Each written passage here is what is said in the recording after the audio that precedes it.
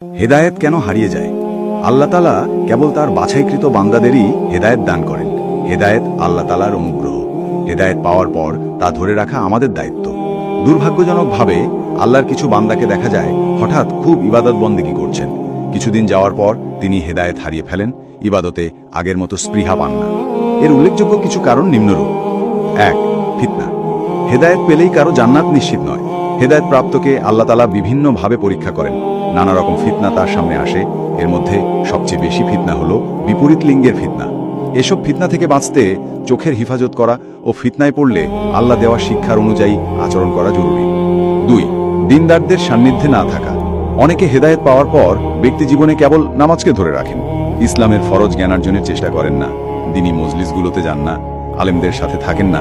সরাসরি আলেমদের থেকে জ্ঞান অর্জন করতে না পারলেও অনলাইনে বিষয়ভিত্তিক আলোচনা শোনা যেতে পারে।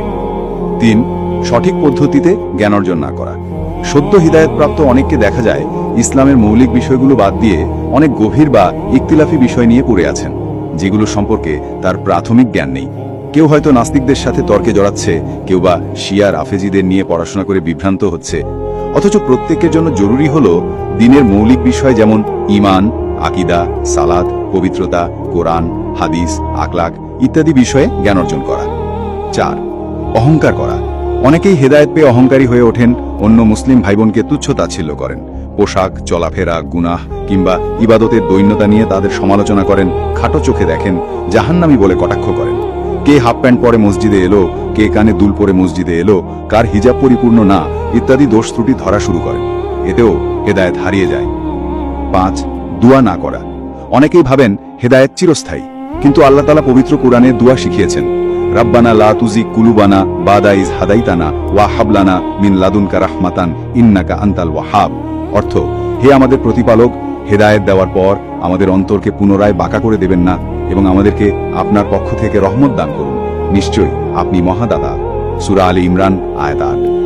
নবীজি সাল্লাল্লাহু আলাইহি সাল্লামও হেদায়েত ধরে রাখার জন্য অনেক দোয়া করতেন, যেমন ইয়া মুকাল্লিবুল কুলুব সাব্বিত কালবি আলা দীনিক, অর্থাৎ হে অন্তরসমূহের পরিবর্তনকারী, আমার অন্তরকে আপনার দ্বীনের উপর অবিচল রাখুন।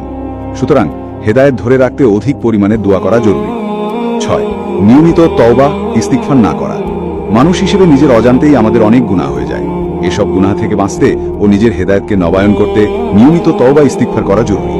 গুনাহের জন্য নিয়মিত ক্ষমা প্রার্থনা না করলে গুনাহ জমতে জমতে মানুষ একসময় হেদায়েত থেকে ছিটকে পড়ে।